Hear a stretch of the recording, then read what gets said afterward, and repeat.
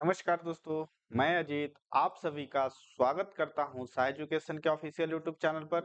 तो दोस्तों आज की इस वीडियो में हम मैथ के कुछ महत्वपूर्ण प्रश्नों को सॉल्व करेंगे जो कि रेलवे के सभी परीक्षाओं के लिए साथ-साथ हर वह एग्जाम जहां पे भी मैथ पूछी जाती है उनके लिए महत्वपूर्ण है। तो चलिए वीडियो को शुरुआत करते हैं। चैनल पे नए हैं तो चैनल को सब्सक्राइब कर लीजिएगा। तो दोस्तों पहला प्रश्न आपके सामने है।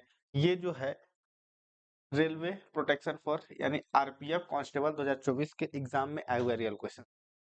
8,000 रुपए की मूलधन राशि को अर्धवार्षिक रूप से संयोजित 5% वार्षिक ब्याज दर पर निवेश किया जाता है।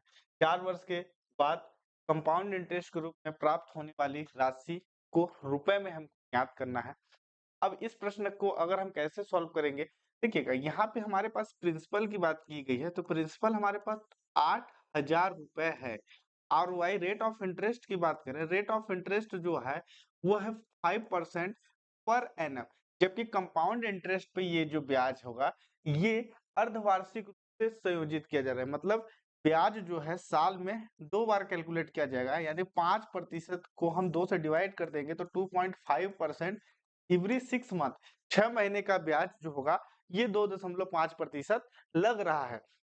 अब हमारे पास टाइम जो ड्यूरेशन हुआ है वो टाइम जो है वो इस ब्याज के अकॉर्डिंग 4 ईयर है, 4 ईयर है। लेकिन जो हमारा ब्याज होगा ये साल में 2 बार कैलकुलेट किया जाएगा, तो यहाँ पे हम 2 का गुना करेंगे तो ये जो टाइम होगा वो 8 हो जाएगा। 8 अर्धवार्षिक मतलब 8, 4 साल में 8 बार कैलकुलेट किया जाएगा। अब हम इसको फॉर्मूले के अकॉर्डिंग चलेंगे। ए बराबर पी 1 + r/100 के ऊपर n। सेम ये चार सारे ऑप्शंस को इस वैल्यू में पुट कर देना है। ये हमको दिया नहीं है, यानी ए हम कैलकुलेट करेंगे। पी हमारे पास है 8,000 रुपए। ए की बात कर रहे हैं मतलब 1, और आर की बात करें, रेट ऑफ इंटरेस्ट है 2.5 और डिवाइडेड बाय 100। एन जो है ये एन 8 है। 8 हम बस इस फॉर्मूले को सॉल्व कर देंगे। 2.5 से इसको जब हम करेंगे तो ये 40 बार जाएगा, और 40 मतलब 40 एकम 40 एक 41। ए बराबर 8,000, 40 एकम 40 एक 41 बटा 40 यहाँ पे हमारे पास आ जाएगा। अब हमको इसको सॉल्व करना है। इसको सॉल्व करने के लिए अब हम इसको क्या करेंगे कि जब अब इसको जब यहाँ से हम काट इसको आगे जब एक्सप्लेन करें अगर, तो ए बराबर 8,000 41 बटा 40 के ऊपर 8 लिखा है। इसको हम जब इससे काटेंगे तो 1.025 से ये कट जाएगा। 1.025 से ये कट जाएगा। और जब हम ओवरऑल, अब चूंकि इस 1.025 को हमको इंटू करना है 8 बार में, तो हम क्या करेंगे 1.025 को हम 8 बार आपस में इंटू करेंगे तो हमारे पास जो वैल्यू मिलकर आएगी 1, जब इसको हम 8 बार आपस में इंटू करेंगे तो हमारे पास जो वैल्यू आएगी 1 पॉइंट में 1.21805, ये हमारे पास वैल्यू आई ओवरऑल। इसका इंटू हम इसमें करेंगे 1.21805, तो हमारे पास क्या आएगा मिश्र धन आएगा। मिश्र धन का मतलब हमारा प्रिंसिपल अमाउंट के साथ साथ कंपाउंड इंटरेस्ट भी हमारे पास मिल जाएगा। जब हमारे पास principal plus compound interest show होगा उसी को हम माइनस कर देंगे तो हमारे पास जो आएगा वह इंटरेस्ट आ जाएगा। तो यहाँ पे आएगा 9, जब यहाँ पे 9,744.5 के समथिंग आएगा, सॉरी 4 आएगा। अब जब ये है हमारे पास 8,000 रुपए हमारा प्रिंसिपल है, और ए माइनस अब पी हम कर देंगे तो हमारे पास ए की वैल्यू है 9,744.4 और पी है 8,000। जब इसको माइनस करेंगे तो हमारे पास आ जाएगा 1744.4, 1744.4 4 जो है इस क्वेश्चन का राइट आंसर हो जाएगा। इसमें एरर टाइपिंग है दोस्तों। तो इस तरीके से ऐसे प्रश्न अगर एग्जाम में पूछे जाते हैं तो आप उनको सॉल्व कर सकते हैं। फिर दूसरे प्रश्न की अगर हम बात करें दोस्तों, एक कक्षा में 15 स्टूडेंट हैं, किसी एक कक्षा में 15 लोग हैं जिनका एवरेज है 30, उनके अंकों का जो औसत है वो 43 है। मतलब 15 लोग हैं, उनका औसत 15 छात्रों का औसत की अगर हम बात कह रहा है, औसत जो है वो अपने आप में 43 है। लेकिन यदि प्रत्येक विद्यार्थी के अंक को दोगुना कर दिया जाए तो औसत कितना होगा ये ज्ञात करें। देखिए दोस्तों, अगर कोई स्टूडेंट, अगर हम बात करें कोई स्टूडेंट 1 नंबर लाया है, इसी तरीके से एक लाया है, तो उनका जो औसत बना वो 43 बना। अगर प्रत्येक स्टूडेंट के अंकों को दुगुना कर दिया जाए, 1 की जगह पे 2 कर दिया जाए, तो ये जो औसत है ये भी अपने आप में दुगुना हो जाएगा। तो ये 86 हो जाएगा। 86 का मतलब ऑप्शन नंबर 3 जो है इस प्रश्न का सही उत्तर हो जाएगा। मतलब कहने का है कि 15 लोग अगर हैं, 1-1 रुपए खर्च कर रहे हैं, तो उनका जो एवरेज बन रहा है, अगर हम बात करें तो 43 के समथिंग बन रहा है। लेकिन अगर प्रत्येक व्यक्तियों के द्वारा 2-2 रुपए की कॉस्ट खर्च करने लगे, मतलब जो पहले खर्च कर रहे हैं उसका जस्ट दुगुना कर रहे हैं, तो औसत भी दुगुना ही हो जाएगा दोस्तों। प्रश्न क्रमांक 3 आपके स्क्रीन पे है, निम्न व्यंजक को सरल करिए।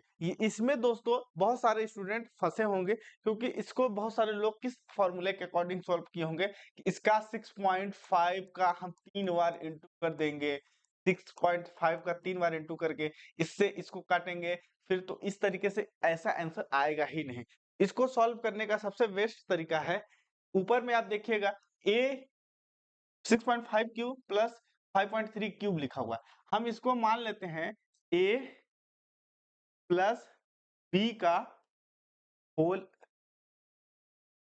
a माइनस बी का होल क्यूब, इसको a मानेंगे और ऊपर उसको b मानेंगे। अब यहां से हमारे पास आएगा a प्लस बी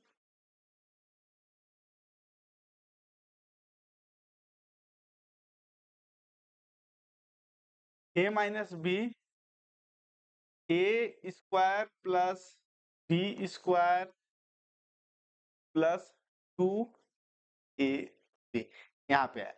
और ये हो गया। अब नीचे में भी ये a प्लस बी का होल स्क्वायर ही है, तो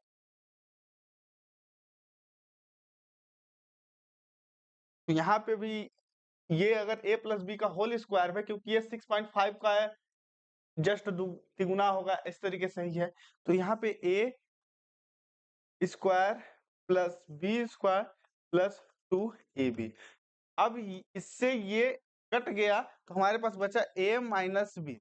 a माइनस बी का a का मान मतलब 6.5 है और b का मान 5 है, तो यहाँ पे बचा 1.5 इज द राइट आंसर। 1.5 का मतलब ऑप्शन नंबर 3 जो है इस प्रश्न का सही उत्तर हो जाएगा।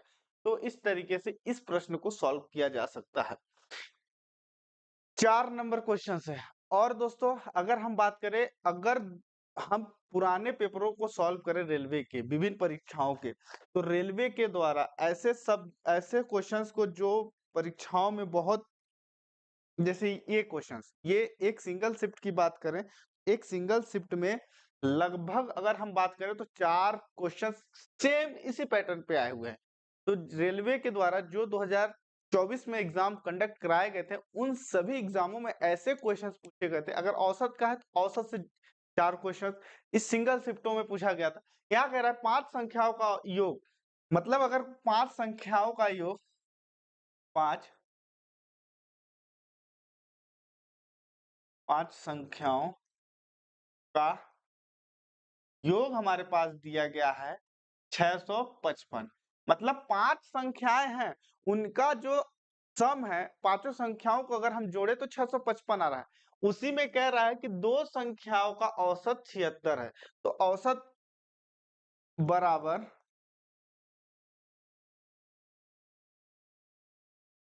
कुल योग बटे संख्या होता है। हमारे पास दिया क्या है कि 2 संख्याओं का औसत की बात कर रहा है, 2 संख्या, तो हमारे पास औसत है 76, कुल योग x है, संख्याएं हैं दो, x equal to 76 into 2, x equal to 6 दूना 12 की 2 हासिल का आया, 1 7 दूना 14 1 15, 152 हमारे पास जो आया। ये दो संख्याओं का सम है, दो संख्याओं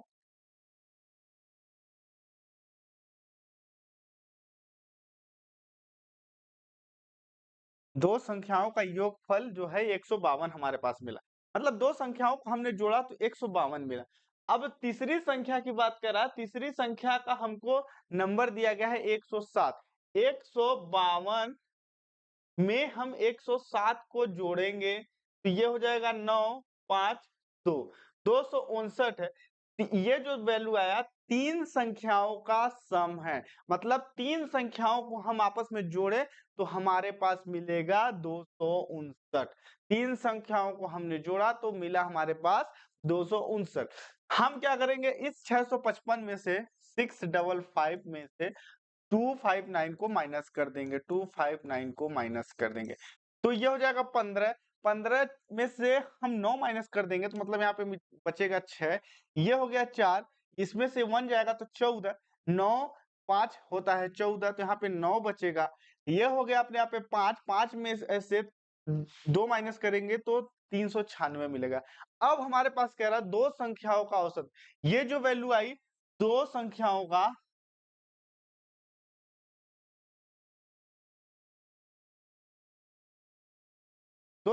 का योग है।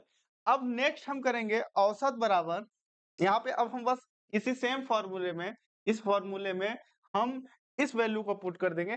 पहले हमारे पास था औसत, अब हमको औसत निकालना है, अब हमारे पास कुल योग है तो 396 average equal to 396 divided by 2, दो एक कम दो, दो नवा 18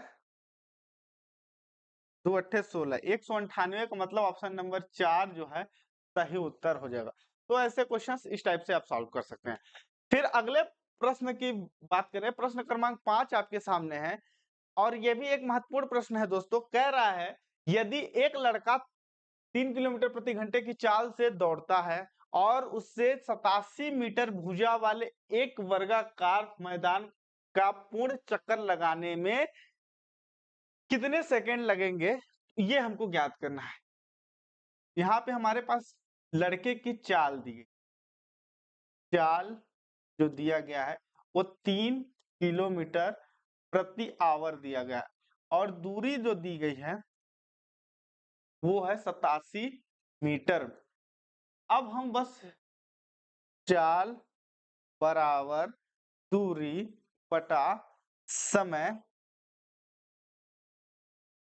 के फॉर्मूले पे हमको निकालना क्या है, समय। तो समय इक्वल टू करेंगे, ये समय यहां चला जाएगा और चाल नीचे आ जाएगा तो ये यहाँ पे अब हो जाएगा, यहाँ पे ये समय इक्वल टू दूरी बटा चाल।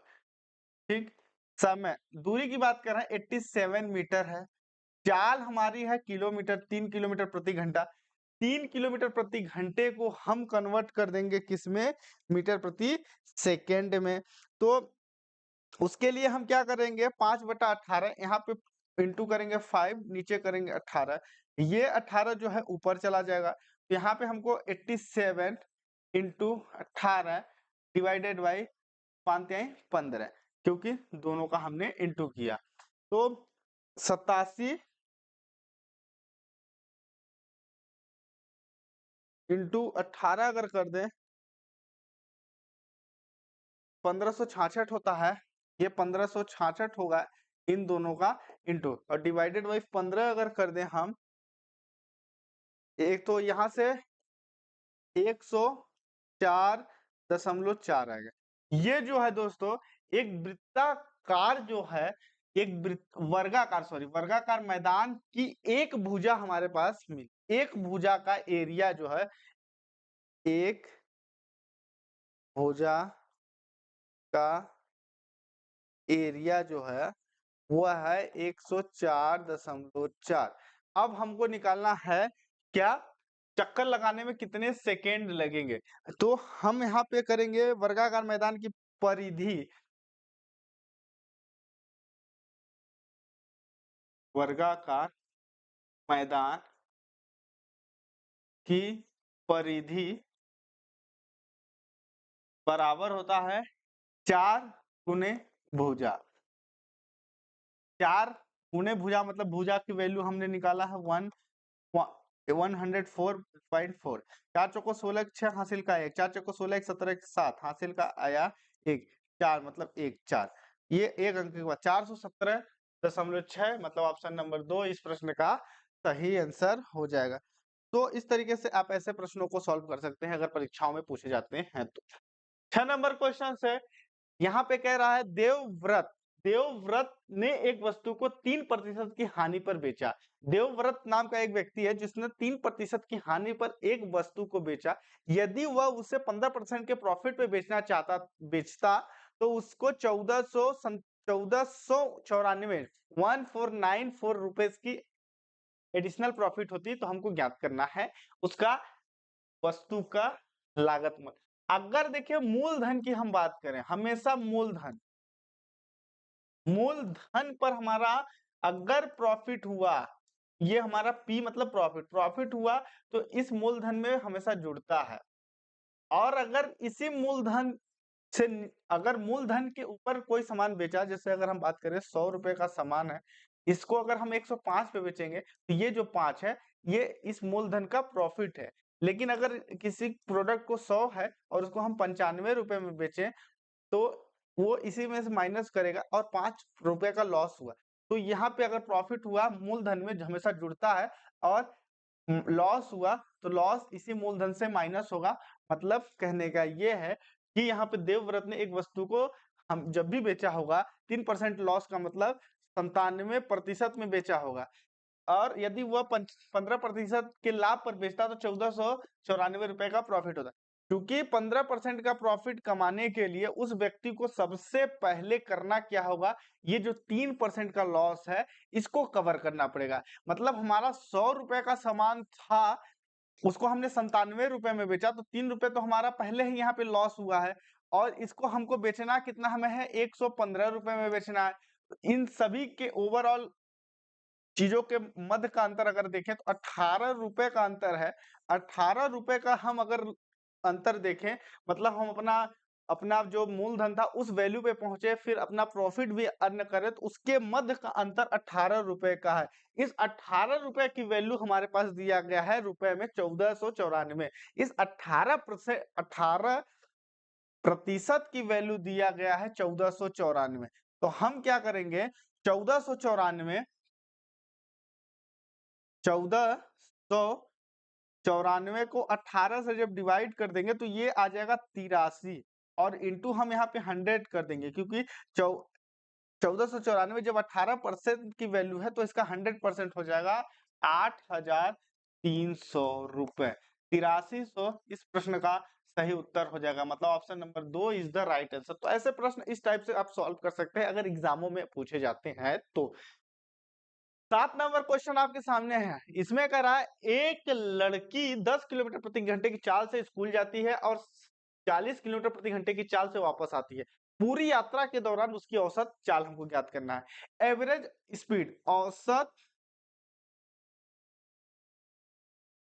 चाल बराबर कुल दूरी बटा कुल समय। इस फॉर्मूले पे हम चलेंगे। कुल दूरी बटा, मान लेते हैं कि हमको निकालना औसत चाल, कुल दूरी माना जो दूरी है वो x किलोमीटर प्रति आवर है, ठीक है, एक x किलोमीटर प्रति घंटे की चाल से चल रहा है। अब हम अगर बात करें स्कूल जाते टाइम, लड़की जब स्कूल जाती है तो उसकी चाल होती है 10 किलोमीटर प्रति घंटा। यहाँ पे चाल बराबर दूरी बटा समय। तो यहाँ पे उसकी जो दूरी है x है और समय जो है वो 10 किलोमीटर प्रति घंटा है। तो मतलब स्कूल जाते समय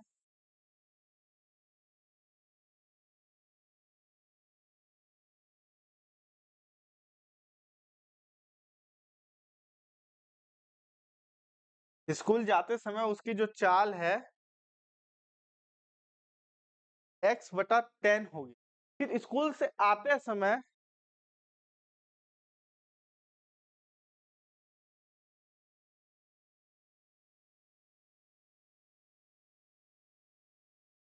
स्कूल से आते समय जो चाल होगी वो x/40 होगी। अब बस इन वैल्यू को हमको यहाँ पे रख देना है। तो यहाँ पे हमारे पास एवरेज स्पीड इक्वल टू कुल दूरी जो है हम x मानेंगे, फिर x क्योंकि 2 बार होगी, कुल दूरी 2 बार होगी क्योंकि 2 बार हमने यहाँ पे वैल्यू लिया हुआ है। फिर यहाँ पे ये जो है इसको हम कुल समय मतलब x/10 प्लस x/40 यहाँ पे करेंगे। अब हम यहाँ से ले लेंगे एलसीएम। एलसीएम लेंगे तो यहाँ पे 10 है, यहाँ पे 40 है, तो इसको 4 में इसमें इधर इंटू कर दे तो 40 हमारा पे यहाँ पे नीचे में हो जाएगा। मतलब 2x ऊपर हो गया, ये इन दोनों को हमने जोड़ दिया तो 2x हो गया। यहाँ पे ये 4x plus x divided by 40 यहाँ पे हो गया। यहाँ पे हो गया ये ओवरऑल 2x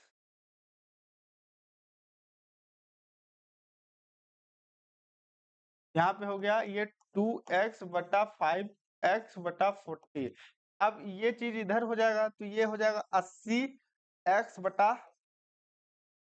तो 16×5 = 80, 16 जो है किलोमीटर प्रति घंटा। इस प्रश्न का सही उत्तर हो जाएगा, यानी 3 नंबर प्रश्न का सही उत्तर है। अगला प्रश्न है, ये इंपॉर्टेंट प्रश्न कह सकते हैं, इसको आप कैसे एग्जामों में अगर आए तो उसको सॉल्व करने का जो तरीका है, किस तरीके से आप सॉल्व करेंगे, आज हम जानते हैं इस प्रश्न के माध्यम से।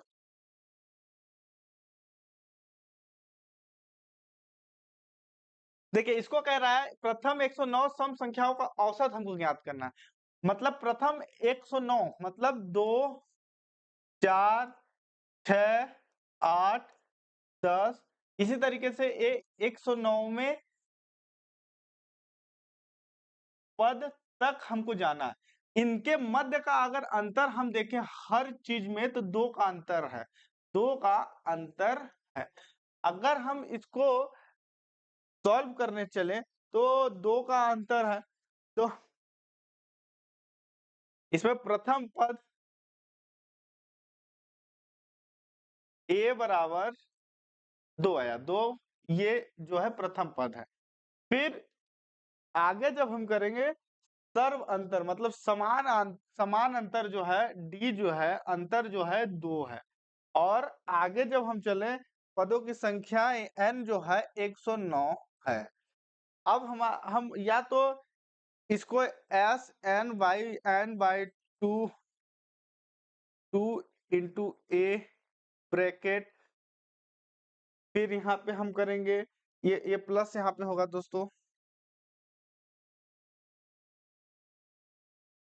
यहाँ पे अब होगा n-1 n-1 ब्रैकेट में d, ये ब्रैकेट इसके ऊपर रखेंगे तो हमको इन सभी संख्याओं की जो एक्चुअल इन सभी संख्याओं का जो जोड़ होगा वो हमको प्राप्त होगा। तो अब इसको या तो हम ऐसे कर सकते हैं, अब इस फॉर्मूले पे रखेंगे तो ओवरऑल जो वैल्यू आएगी वो हम इस दूसरे फॉर्मूले के ऊपर भी रख सकते हैं, योग बराबर n² प्लस n, मतलब जो पदों की संख्या है 109 इंटू 109 प्लस 109 करके हम कर सकते हैं। तो जब हम इन दोनों का इंटू करेंगे तो 11,881 प्लस 109 मिलेगा। इनको जोड़ेंगे तो 9 मतलब 9 1 10 रिमेनिंग 1 बचा, 8 1 9 हो गया, 8 1 9 हो गया, 11,990 जो है इन संख्याओं का सम है। इस फॉर्मूले पे भी रखेंगे वही वैल्यू आएगा। इधर ये शॉर्ट ट्रिक है दोस्तों,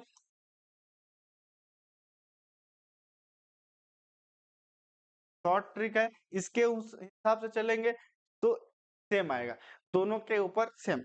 अब हमको एवरेज निकालना है तो औसत बराबर होता है सेम औसत कुल योग बटे संख्या। तो कुल योग का मतलब 11,990 बटा 109, इसके हिसाब से अब इसको हमको काट देना है। जब हम काटेंगे तो 110 जो है इस प्रश्न का सही उत्तर हो जाएगा। तो ये बस अगर इसके हिसाब से चलेंगे दोस्तों तो बहुत ही इजी हो जाएगा, इसके हिसाब से चलेंगे तो बहुत ही कैलकुलेशन भरा सवाल हो जाएगा ये। तो आप दोनों ऑप्शंस अवेलेबल है। अब बस आपको इस फॉर्मूले में वैल्यू पुट करेंगे तो यही चीज आएगा आपको। इस फॉर्मूले के हिसाब से चलेंगे तो डायरेक्ट आप इसको सॉल्व कर सकते हैं। अगला प्रश्न है, एक व्यक्ति जो है कोई व्यक्ति है जो 43 किलोमीटर प्रति घंटे की चाल से साइकिल चलाकर एक पुल को 54 मिनट में पार करता है। पुल की कुल लंबाई ज्ञात करना है। क्योंकि यहाँ पे समय जो दिया गया है वह दिया गया है 54 मिनट, ठीक है। 54 मिनट को अगर हम 60 से डिवाइड कर दें दोस्तों तो यहाँ पे हमारे पास मिल जाएगा 0.8 आवर यानी घंटे। 54 मिनट को हम घंटों में कन्वर्ट करने के लिए 60 से डिवाइड हमने किया तो हमारे पास जो वैल्यू मिलकर आई, सॉरी 0.9 होगा, यहाँ पे 0.9 आवर आया। क्योंकि एक व्यक्ति की चाल जो है हमको निकालना है पुल की लंबाई, दूरी बराबर चाल इंटू समय होता है। टाइम हमारे पास 0.9 है और चाल जो है वो है 43 किलोमीटर प्रति आवर। 43 किलोमीटर प्रति घंटे चाल है, दूरी है 0.9 घंटे। अब इन दोनों को जब हम इंटू कर देंगे तो हमारे पास जो वैल्यू आएगी 38.7 आएगा। 38.7 is the right answer. 2 number प्रश्न का सही उत्तर हो जाएगा। और प्रश्न क्रमांक 10 आपके स्क्रीन पे है, यह नल एंड टंकी का सवाल है और प्रश्न कह रहा है कि एक नल जो है टंकी को 8 घंटे में भर सकता है। आधी टंकी भरने के बाद इसी तरीके के 4 और नल खोले जाते हैं तो टंकी को पूरा भरने में लगने वाला समय ज्ञात करना। देखिएगा, टोटल टैंक फुल होने में 8 आवर का समय लग रहा है। आधी टंकी भरने का मतलब 8/2 कर देंगे, मतलब 4 घंटे में आधी टंकी भरेगी। 4 घंटे में आधी टंकी भरेगी तो आधी टंकी भरने के लिए मतलब आधी टंकी भरने के लिए 4 घंटे और लगेंगे। लेकिन आधी टंकी भरने के बाद 4 और नल, मतलब एक नल तो पहले से ही था और 4 और खुल गया तो मतलब 5। हम इसको 5 से डिवाइड कर देंगे तो 0.4, जब हम इसको डिवाइड कर देंगे तो ये हो जाएगा 0.8 घंटे। ये घंटों में आया, तो अगर घंटों में हमारी वैल्यू दी होती तो हमारे पास ये होता ऑप्शन कि हम इसको लिख सकते थे 4.4 घंटे। लेकिन हमारे पास ये मिनट में आंसर दिया गया है तो हम 0.8 को 60 से इंटू करेंगे क्योंकि हमको मिनट में लाना है। 60 से इंटू करेंगे तो यहाँ पे 48 मिनट हमको देखने को मिलेगा। 48 मिनट मतलब 4.48 घंटे इस प्रश्न का सही उत्तर हो जाएगा। 4 घंटे 48 मिनट, सॉरी।